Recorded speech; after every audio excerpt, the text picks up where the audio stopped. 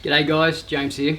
Today in this video I'm going to be giving you a review on Tormek's T8 water-cooled sharpening system. Now what you'll see in this video is some close-up action of this machine being used, and then I'll talk about some of the functions and some of the features and how it all works. Alright, let's jump into it.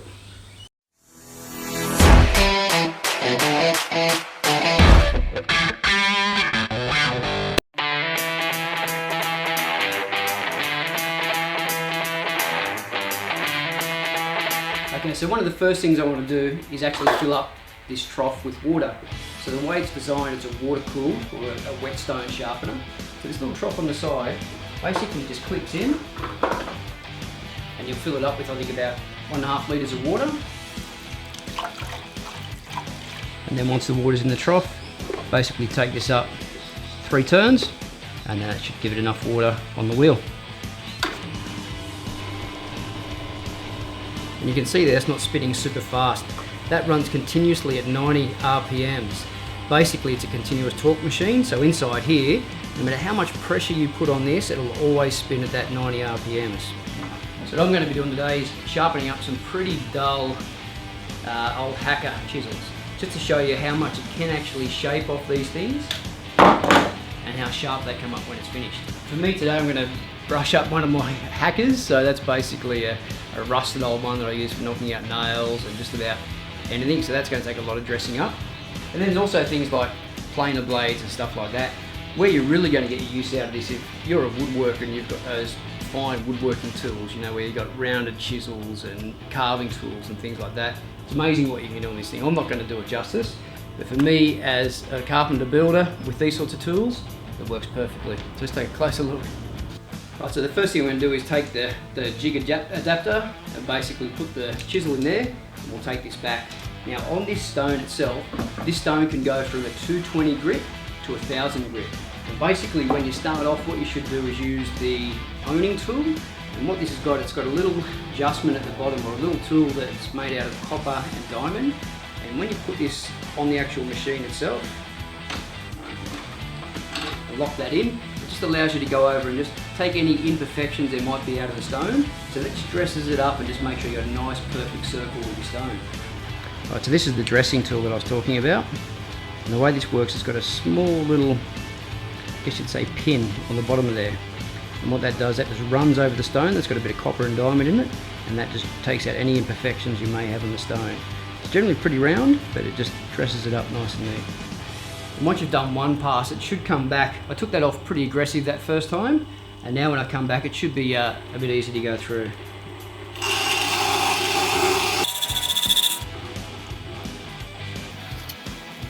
Now the other thing you can do is actually use this grating stone.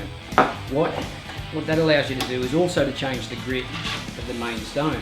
So using that little trilling tool there, so it takes it back to 220. But you've also got a rough surface here, and then you've got your 1000 grit surface. So I'll give you a little demo of that now. You only need to hold that on for about 10 seconds or so, just to take that back to that 220 grit. Now while I'm getting this set up, just on that wheel, the wheel itself is made out of an aluminium oxide and ceramic flakes, and they say that's a 250mm deep wheel, 50mm wide, and they reckon if you're like a professional woodworker and you're using this on a daily basis, you'll probably get about 8 years out of this wheel. If you're more of a sharpener chisel from time to time, probably like myself, just had this in the garage, then you can get up to like 15 years, if not longer, out of some of these wheels. There's no guarantee on that, but that's just to give you some indication of how long they'll last. And there's also like a little indicator down the side here that will show you your wheel diameter, and they say when you get to about 170, it's time to change your wheel. And this is where you can see those markers, you know, going all the way from the full size wheel now at your 250, and then just working up as the wheel gets smaller after use. Like I said, at about 170 they say to replace, so it goes up to about 180, but probably go a little bit smaller. It's time for a new wheel. The body itself, this is a zinc cast body, so it's pretty sturdy on the machine itself. So the main jig that I'm going to use is this little chisel jig, I guess you'd call it. You can put your chisels in there, plain blades, perfect for a flat chisel. Now the way this works is you basically just slide your chisel in. Once you've got your chisel in and set up, I'll show you close up on that in a sec, tighten this up, and it's just a matter of sliding Now the other thing, when you've got chisels that are really bad, like this one's covered in a bit of Max Bond and glue, it's got a really flat surface on the side, so you can actually put your chisel directly on the side.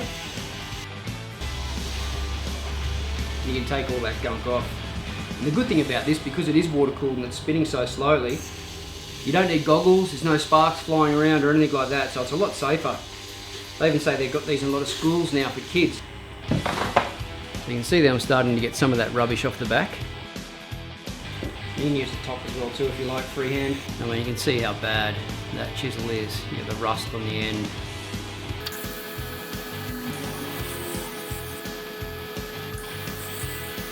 And as we're taking the filings, as the steel's coming off this chisel, down in this water wheel at the bottom, there is actually a little magnet down there which catches the metal files as they go around, so it doesn't stick in the wheel. No matter how hard you push on this thing, always going to be spinning at a constant 90 RPM, so you can't slow the machine down. So you can see that's taken a lot of the gunk just off the outside faces and off the back face. So now just back to the bare steel. Now I'll work on this actual cut itself. I'll show you how you do that. Looks a lot of woodworkers are going to die when they see this chisel. Okay, so next we take the chisel guide. Slide the chisel in, back up. Just loosen these off a little bit. Slide it all the way across. There's a square edge in here till it hits that. Let it stick out about 20 to 30 mil. And just finger tighten those two up there as your guide. Then it's good to put on the wheel. Next we're going to slide this over. Right, now this is the trick. When setting up the right angle for your chisel, it comes with this guide. Now the guide itself, you've got a 250mm marking here, which is the size of this wheel, and then it goes down from there for smaller wheel sizes, or as this wheel gets smaller in diameter. You've also got this wheel at the back, which is the leather honing wheel, and you adjust it for that as well. But for now, we're going to keep it on the 250 setting. And up here, we're going to keep this on a 25-degree mark, which is ultimate for your chisels. Now what you want to do is place this on the wheel, and the other is going to be your guide on your chisel. And now you then need to adjust at the back here, your guide up or down to get this angle right on your chisel. So at the moment I can still see a bit of light up the top here, which means I've just got to raise this up a little bit more. So I'll make some adjustments on that and see if I can get that up to the right height. It's starting to go up now, a bit more, and that's it. There's no light now underneath either the top or the heel of that, so we know we're set at 25 degrees. And like I said, you can see this set here for our 250 wheel and for the chisel. And then once that height adjustment is correct for your angle, then you just simply finger tight these two up and your guide's set at the right height.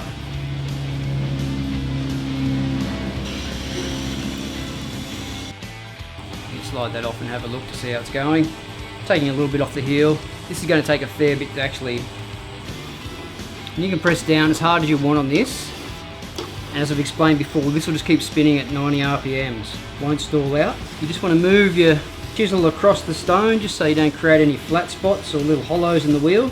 And if you're worried about going across and slipping off, or across and slipping off the guide here, there are some little attachments in here that you can actually take off and then set that up on the end of your guide so you can't slip off. Check to see how this is going. Now that's started to take pretty much, it's got all the rust off that part of the blade there. It's still quite dull at the end, so we do have quite a bit still to go, so I'll just keep putting some pressure down on that. You want to keep sharpening it until you feel a burr come up on the back there, and then you know it's ready for honing over on the wheel. From time to time, if you want to roughen that up again, 10 seconds or so with the block. It's a hell of a lot of steel I'm taking off at the moment. Now the good thing about this is because it's water cooled, it's not hot to the touch at all.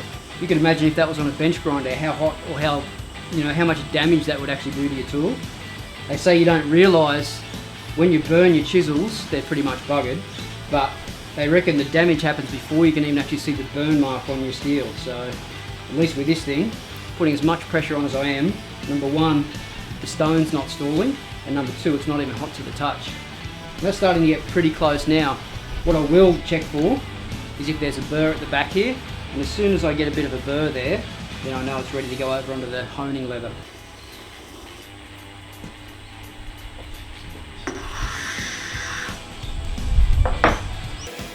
So what I'm looking for at the back of the chisel is just a little burr that you feel there. Once you feel that, then it's ready to go. But have a look at that blade there now, compared to what it was. Big difference. Okay, so to set the honing wheel up, take the guide out, and we're going to pop it in the front. We're going to be doing the same thing as before, where we're setting this up on the actual wheel with the guide. So the only thing we do differently now is we change this to suit the diameter of this wheel, which they've got marked here as 225.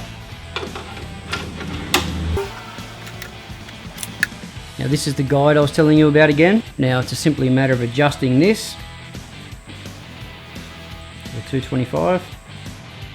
A big amount we need to go in here to adjust this. And that's it, it's perfect. Once I drop that in, you can't see any light under the toe or the heel of this, so you know you've got that angle correct. And it's simply a matter of tightening up, screws at the back, and we're good to go. Now on this honing wheel, it normally takes a little bit of paste or oil, but I've already done that this morning. I'll show you the paste and the oil that it comes with. So these are your oil and your paste that they'll come with. A little bit of oil to soften the wheel, and a pea-sized little piece of paste there. Does the trick on this wheel just to smooth it over. You don't have to do that all the time, just every now and again. I'm just taking a little bit too much off the heel there, so I just need to adjust that outer fraction more. Yeah, that's better. It's starting to take it off the full length of the blade now. So this is polishing it or sharpening it, just giving it the final touch.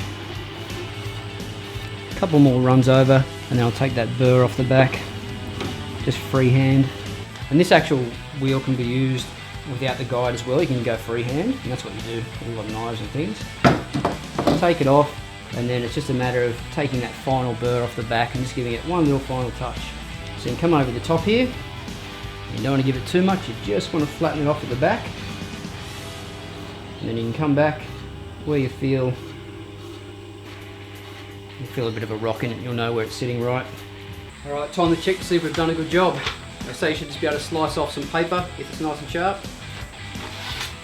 Yeah.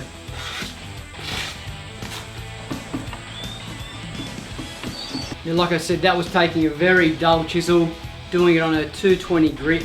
Now, if I wanted to take that further, I could then start the machine up, take it to 1000 grit with that fine section of the grinding pad. So again, another 10 seconds on the wheel, and then basically repeat the process. So it'll be a matter of dropping this back in,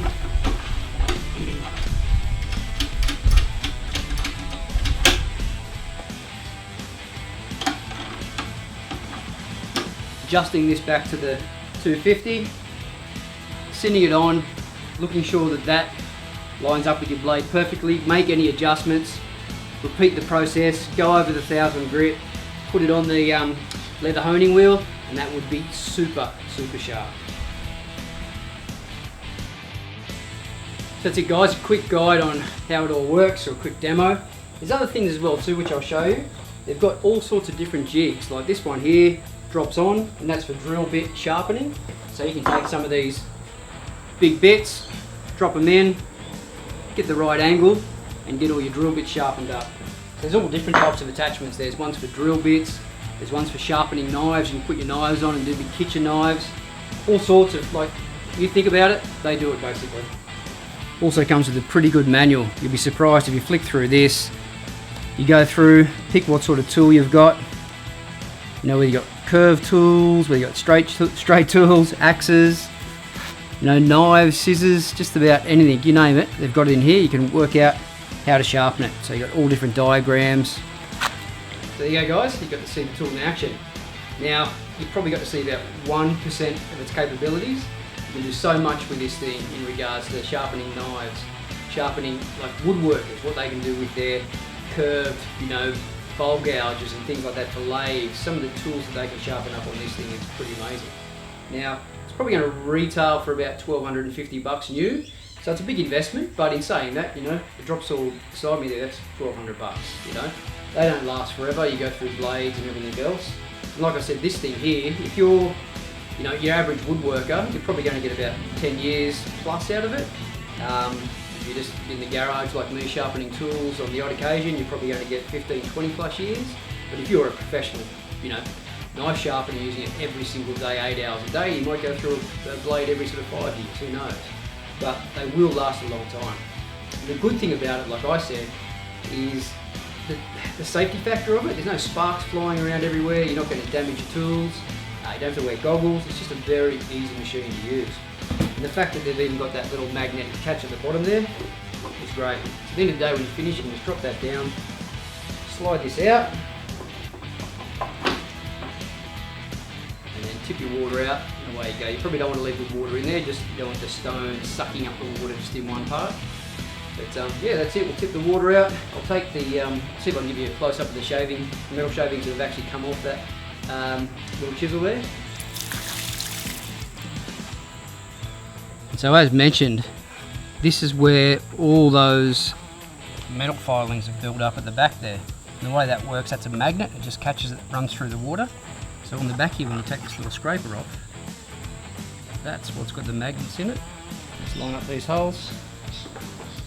That's it. So, hope you enjoyed the video guys. If you have, give it a thumbs up, like or subscribe, and yeah, if you're new, please check out all my other social media channels and yeah, come back and check out more videos. Alright guys, catch you next time.